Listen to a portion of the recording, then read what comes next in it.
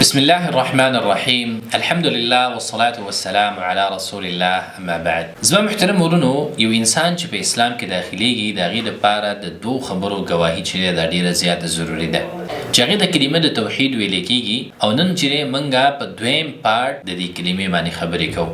اول د انسان به چې د دې خبرې ګواهي کوي چې معبود برحق دا صرف او صرف یو ذات دی چې هغه الله رب العالمین دی.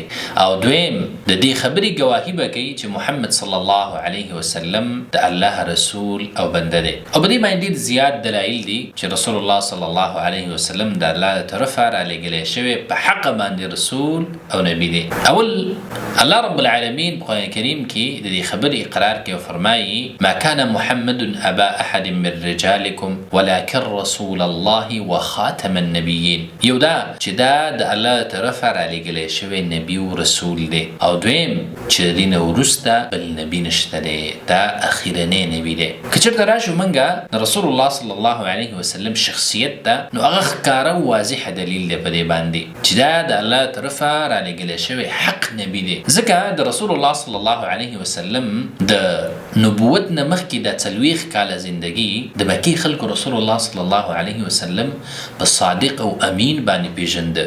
هغه په خپل ژوند کې چېرته دروغ نه ویلي. د مکې خلکو به خپل امانتونه راوړه، رسول الله صلی الله علیه وسلم له به ورکاو. د رسول الله صلی الله علیه وسلم دشمنانو او دوستانو ټول چې په دې باندې متفقو چې دا صادق او امین دی. که د هغې زړورتیا ته وګورو، د احد غزا او د حنین غزا چې د هغه په دې باندې دلالت کوي. دغه رنګ محترم ورونو، الله رب العالمین محمد صلی الله علیه وسلم ته داسې یو کتاب ورکړی، قرآن کریم، چې دا ښکاره واضح دلیل دی د رسول الله صلی الله علیه وسلم په حقانیت باندې. ځکه په داسې وخت کې قرآن کریم را نازل شو چې دغه زمانه هغه د ادب زمانه وه، د شعر او شاعرۍ زمانه وه. او رسول الله صلی الله علیه وسلم یو امي شخص و چې لوستلی نشو کولی. په دغه معاشره کې چې دی چې کوم کې دا رالوی شوی و، دغه خلک نالوستي وو. نو داسې یو شخص چې په دومره قوي کتاب باندې راځي، دومره فصیح او بلیغ کتاب باندې راځي، او بیا چې دی چلنج ورکوي چې که چېرته تاسو دا ګمان کوئ چې دا د الله طرفه را لېږلی شوی کلام نه دی، نو د کتاب په شان یو کتاب راوړئ. که دا کتاب نشي راوړلی، یو صورت راوړئ. که صورت هم نشي راوړی، یو آیات راوړئ. او د قیامت ورځې پورې دغه تحدي او دغه چلنج برقرار دی. او هغه خلک په دې ونه تاوانېده چې داسې یو آیات د قرآن کریم په شانتې راوړي. او دا هغه معجزه ده چې قیامت د ورځې پورې وي همیشه. دغه رنګ محترم ورونو، رسول الله صلی الله علیه وسلم عدالت او د هغې رحم، دشمن او دوست د دې اقرار کوي.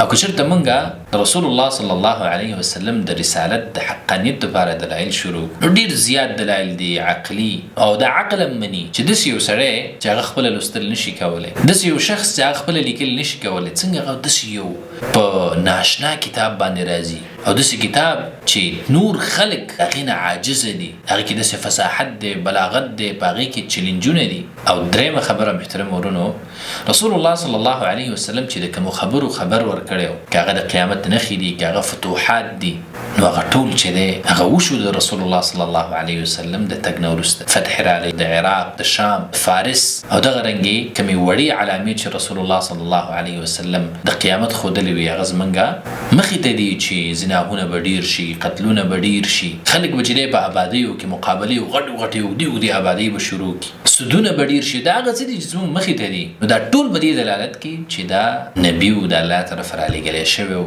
او عقل چې دی دا به کله هم تسلیم نه کړي چې دا یو عام انسان داسې یو خبرې وکړي او هغه چې دی وروسته بیا واقع شي او حقیقت باندې بدلی شي.